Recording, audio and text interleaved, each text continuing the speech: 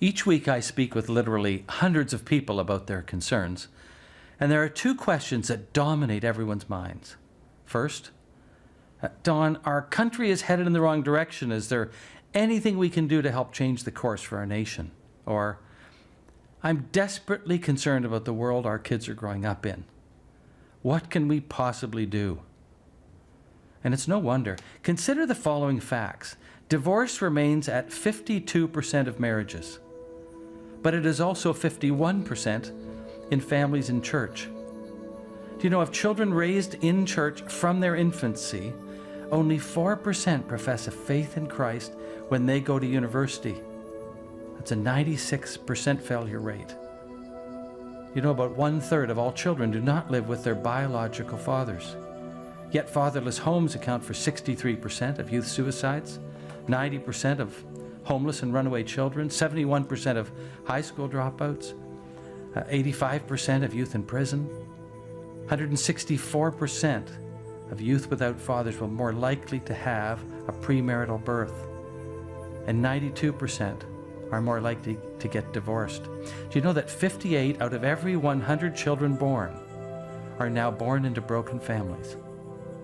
Children from broken homes are predisposed to rapid initiation of sexual relationships. And you know, they're twice as likely to live together and not get married. But can you really blame young people for saying, I've never seen a marriage commitment up close work. I'm not going to go there. We might as well just try it out first.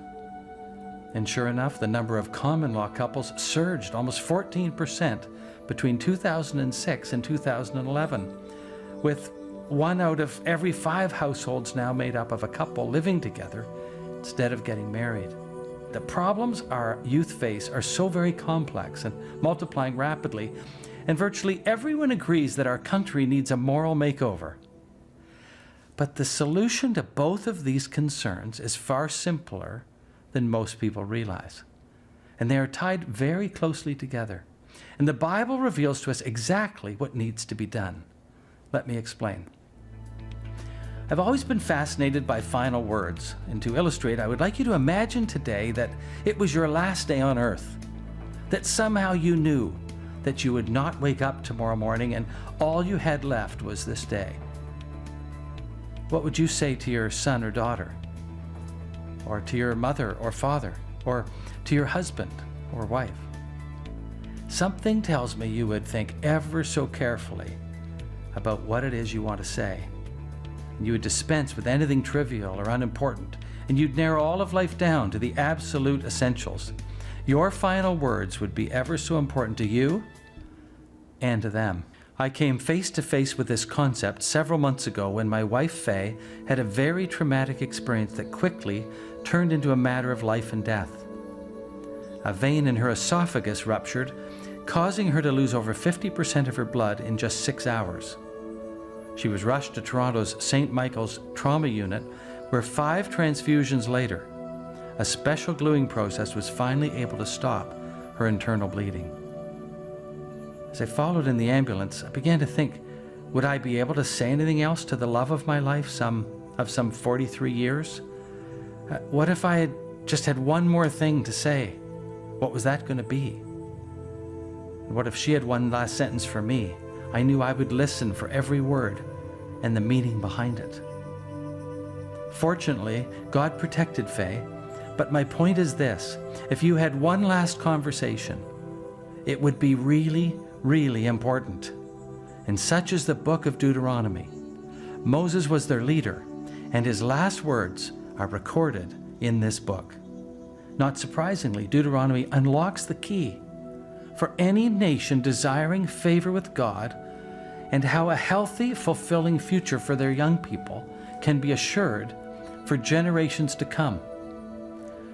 Here's what Moses said to the people in Deuteronomy 6, verses 3 to 9.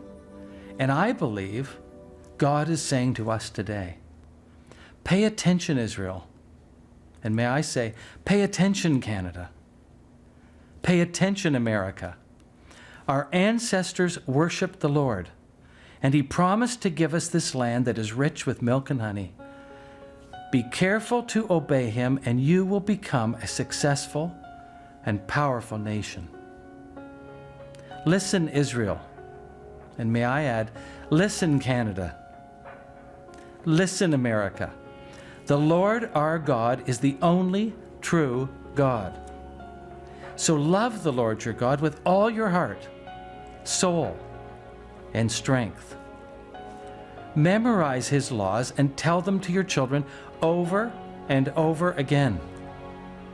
Talk about them all the time, whether you're at home or walking along the road or going to bed at night or getting up in the morning. Write down copies and tie them to your wrists and foreheads to help you obey them. Write these laws on the door frames of your homes and on your town gates. Now, as you hear these words of promise, can you also see that the problems we've developed within our nation are now vested within a young generation because the generation before them has rationalized on doing things their own way and not following the ways of God? And so Crossroads is declaring the priority of empowering young people in their faith.